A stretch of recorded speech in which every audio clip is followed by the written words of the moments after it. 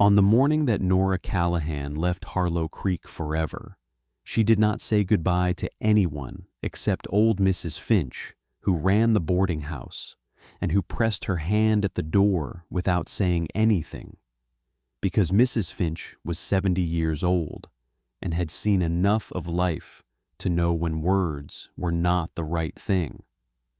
And Nora climbed onto the morning stage with her trunk and her red hair pinned up under her hat, and her face completely composed in the way that faces are composed when the person wearing them has been practicing composure for 3 weeks and has gotten very good at it. And the stage pulled out of Harlow Creek at 7 in the morning, and she did not look out the window as it went down the main street, because she had decided she was not going to look, and she kept that decision all the way to the edge of town, and then broke it completely, turned and looked out the window at the main street of Harlow Creek, going away behind her in the early morning light. And he was there, standing in front of the hardware store with his hat in his hands and his face showing everything he had spent 3 months not showing. And she looked at him for the 3 seconds she had before the stage turned the corner. And then he was gone, and the Texas morning was around her, and she faced forward and did not look back again. What do you do when the most real thing that has ever happened to you is also the one thing you cannot have? What do you do when walking away is the only honest choice, and you know it completely, and it costs you everything anyway? Nora Callahan was 21 years old, and she knew the answer to both of those questions, and the knowing did not make any of it easier, not by a single inch. And she sat on the morning stage with her hands in her lap and the Texas country opening up around her, and felt the weight of the answer all the way to the bone. This is the story of 3 months in Harlow Creek. Every single week of them was real. This one will hurt in exactly the right way. She had been in Harlow Creek for 8 months when James Calloway rode in on a Tuesday in June. And in those 8 months, she had built something small and real, and hers. The job at Mrs. Porter's sewing shop on the main street, and the room at the boarding house, and the Sunday morning walks along the creek road, and the particular satisfaction of a 21-year-old woman who has left her father's house in San Antonio and made her own way in a new town, and found that she is more capable of it than anyone, including herself, had expected. She was good at the sewing and better at the customers, had the natural ease with people that some are born with and that cannot be taught, remembered what everyone told her and asked about it the next time she saw them, and made them feel, in the 10 minutes they stood at Mrs. Porter's counter, like someone who mattered. And in a small town like Harlow Creek, that kind of attention builds a reputation quickly. And her reputation was good, and she was proud of it in the quiet way she was proud of everything she had built in 8 months, without making a performance of it. She noticed James Calloway the way everyone noticed James Calloway when he came to town, because he was the kind of man who was noticeable without trying to be, tall and quietly confident, with the particular ease of someone who has worked hard land for long enough that it shows in the way he moves. And he came into Mrs. Porter's shop on his second day in town to order a shirt, and Nora took the order and measured the fabric and wrote down the specifications and was completely professional about all of it. And when he left, she stood at the counter for a moment and told herself not to be foolish, and went back to work. He came back on Thursday to check on the order and stayed 20 minutes longer than checking on an order required. And they talked about Harlow Creek, and about San Antonio, where she was from, and about the ranch he was building 40 miles north of town. And she found him interesting in the way she found genuinely direct people interesting, because he said what he meant without decoration, and listened to what she said with real attention, and did not perform either of those things. They were simply how he was, and she liked it, and told herself again not to be foolish, and meant it slightly less than she had on Tuesday. On Friday, she asked Mrs. Porter about him in the careful way of someone who wants information and does not want to appear to want it. And Mrs. Porter told her that James Calloway was from up north, had bought the land 40 miles out 18 months ago, was well respected, came to town every few weeks for supplies, and was married, had a wife named Helen back in Tennessee, who was coming out to join him when the ranch house was finished, expected in the fall. Nora said ah, and went back to the shirt she was hemming, and felt something settle into place that she wished had not needed settling, and told herself that this was straightforward and clean, and that she was 21 years old and a sensible woman, and that there was nothing here that required any more thought than she had already given it, and believed all of that completely for approximately 4 days. He came back to collect the shirt on a Wednesday and tried it on in the back of the shop, and it fit well, and he said so directly and without excessive complimenting, and she said good and folded the receipt, and he paid, and then stood at the counter for a moment in the way he had stood on Thursday, and said Miss Callahan, and she looked up and said Mr. Calloway, and he said, I am in town until Saturday if you would like to take a walk along the creek road on Thursday evening. And she looked at his face across the counter and saw that he was being completely straightforward about it. No performance and no pretending, just a direct man asking a direct question, and she felt the particular pull of someone who is about to make a decision they know is not sensible, and said, I do not think that would be a good idea, Mr. Calloway. And he looked at her and said, because of Helen, and she said yes.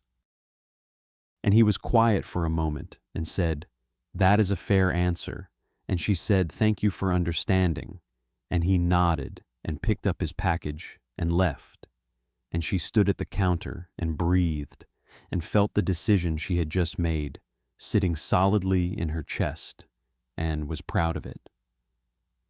He came back on Friday for a second shirt. She took the order with complete professionalism and did not say anything about Thursday, and he did not say anything about Thursday, and he left and came back the following Wednesday and the Wednesday after that. And somewhere in those Wednesdays, the thing she had been sensible about in June became something that did not respond to being sensible about, the way some things do not, and they talked at the counter for longer each time, and she found herself thinking about what she was going to say to him on Wednesday, on Monday, and Tuesday, and catching herself and stopping and thinking about it again anyway. On the last Wednesday of July, he said, Miss Callahan, and she said, Mr. Calloway, and he said, I am not going to pretend that I come in here this often because I need shirts. And she looked at him across the counter and felt everything she had been managing since June rise up and settle back down, and said, Mr. Calloway, and he said, I know. He said, I know exactly what I am saying, and I know exactly what it means, and I am saying it anyway because I think you deserve honesty more than you deserve pretending.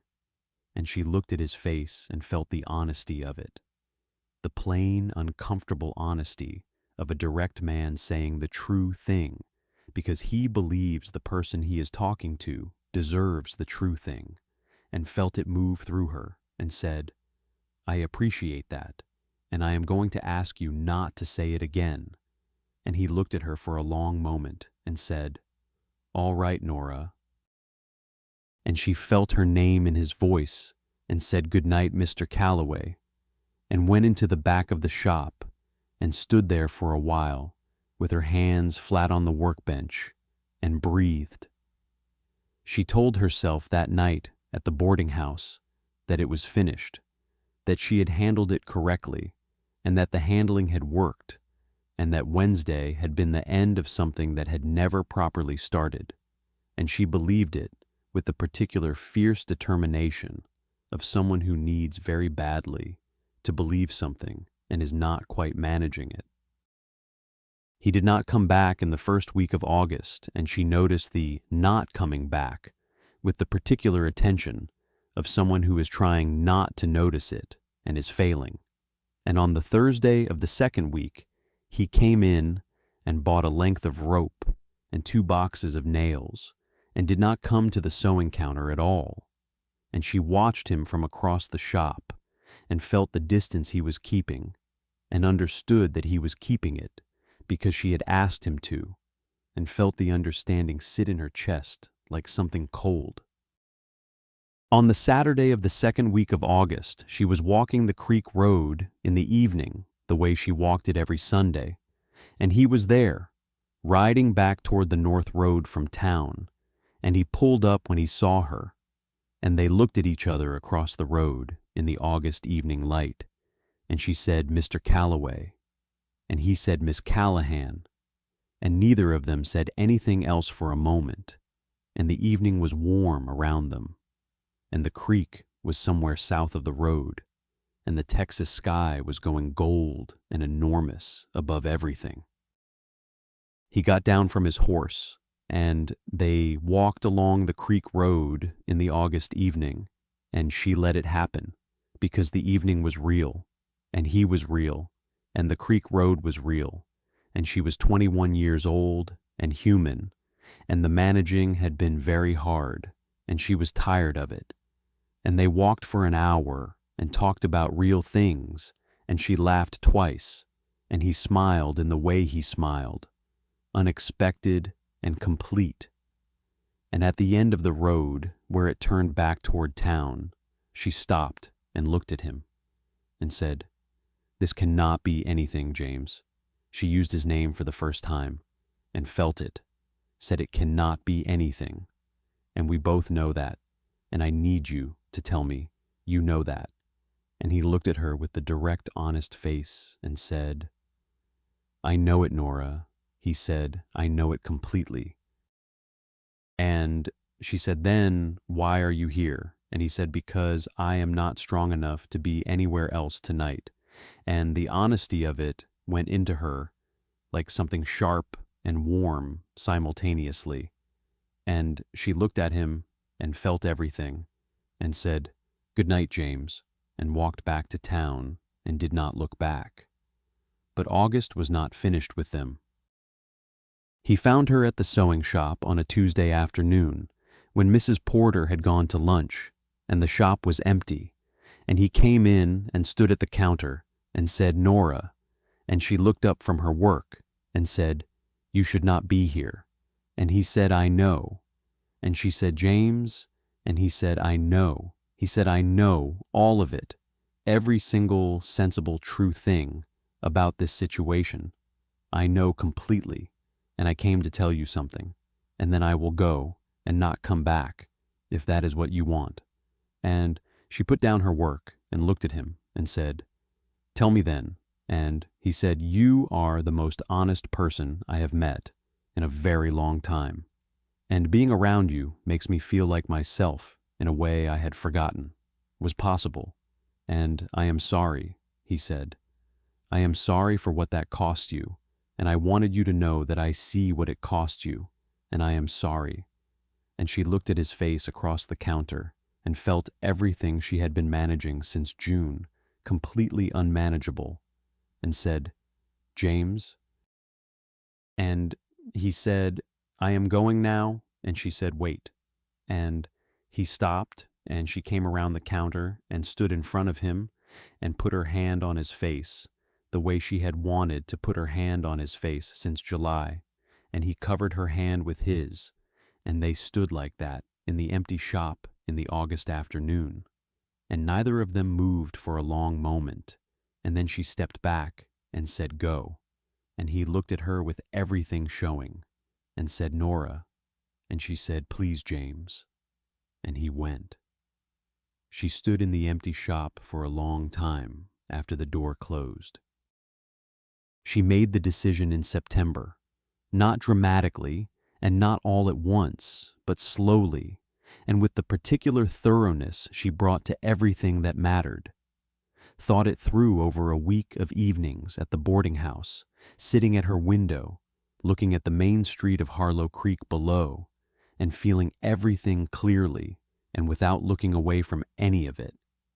And what she felt was this: that she loved him, that she had loved him since somewhere in July, and that the love was real and complete and not the kind that went away if you were sensible about it, and that none of that changed anything, not one single thing, because Helen was coming from Tennessee in the fall, and James Calloway was a good man who was going to be a good husband, and the fact that something real had happened in the space between June and September did not undo any of that, and was not going to, and she was not going to be the reason it tried to. She told Mrs. Porter she was leaving on a Thursday morning, and Mrs. Porter looked at her with the knowing eyes of a woman who has watched everything that had happened since June from behind the counter of her shop, and said, "Is there anything I can do?" And Nora said, "No, Mrs. Porter, thank you." And Mrs. Porter said, "You are the best assistant I have had in 20 years. And Nora felt her eyes fill and said, "That is very kind," and went back to work and finished the week. She did not see James before she left. She had thought about whether to see him and decided against it, because seeing him was the thing that would break the decision, and the decision was the right one, and she was not going to let it be broken. And she wrote him a letter instead, and left it with Mrs. Finch at the boarding house, with instructions to give it to him the morning after the stage left. And the letter was short and honest, the way she was honest.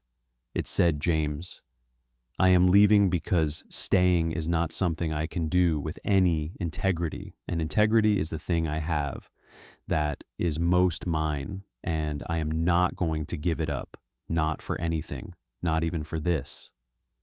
What happened between June and September was real, and I am not going to pretend it was not.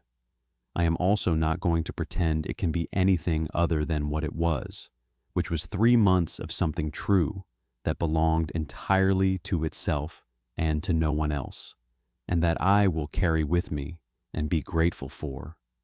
Be good to Helen. Be the man I know you are. That is enough. It is more than enough. Nora." She sealed the letter and gave it to Mrs. Finch and went to bed and did not sleep and listened to the boarding house breathe around her for the last time. And in the morning she pinned her red hair up under her hat and climbed onto the stage with her trunk and kept her face composed with the practice of 3 weeks, and the stage pulled out of Harlow Creek at 7 in the morning. And she broke her decision at the edge of town and looked back, and he was there, standing in front of the hardware store with his hat in his hands and his face showing everything. And she looked at him for 3 seconds, and then the stage turned the corner, and he was gone. She faced forward, and the Texas morning opened up around her, vast and real and indifferent and completely hers. And she felt the loss and the love and the integrity she had kept, and thought that the keeping of it was worth the cost, thought it clearly and without drama, and felt the stage move under her and the miles begin, and thought about a man standing in front of a hardware store with his hat in his hands and his face finally showing everything, and thought that she was glad she had looked back, glad she had those 3 seconds, glad she had broken the decision once at the very end, because she was 21 years old and human, and the 3 seconds were real, and she was going to take every real thing she was given. The creek road was behind her, and the town was behind her, and the 3 months were behind her, and the Texas country was ahead of her in every direction, and she sat with her hands in her lap and breathed and chose the road. Mrs. Finch gave James Calloway the letter the morning after the stage left, handed it to him across the boarding house threshold without saying anything, and he read it standing on the front step in the September morning, with the town waking up around him, and the stage road empty and the main street quiet. He read it twice and folded it and put it in his coat pocket and stood on the step for a while, looking at the empty road. Helen arrived from Tennessee 3 weeks later, and she was warm and kind and genuinely glad to be there. And James Calloway was a good husband to her, the way Nora had known he would be, the way she had counted on him being when she made the decision in September. And the ranch north of town was finished before winter, and it was a good ranch on good land, and the life they built on it was real and solid and true. And sometimes in the evenings when the light went gold over the north pasture, he would stand on the porch and feel something that had no name in any language he knew, something that was not regret exactly and was not grief exactly, something that was simply the shape of 3 months that had been real, and that he carried the way you carry the things that cost you something, carefully and without putting them down. Somewhere on a road heading south, Nora Callahan sat on a stage with her red hair under her hat and her hands in her lap, and the Texas country going by outside the window, and felt the same shape, felt it clearly and without looking away, and thought that some things are not built to last and are built instead to matter, and that mattering was its own kind of permanence, and that 3 months of something real and honest was more than a lot of people got in a lifetime, and that she had chosen integrity and the road, and that both of those things were hers and nobody could take them, and she was going to be all right. She was going to be all right. She almost believed it completely.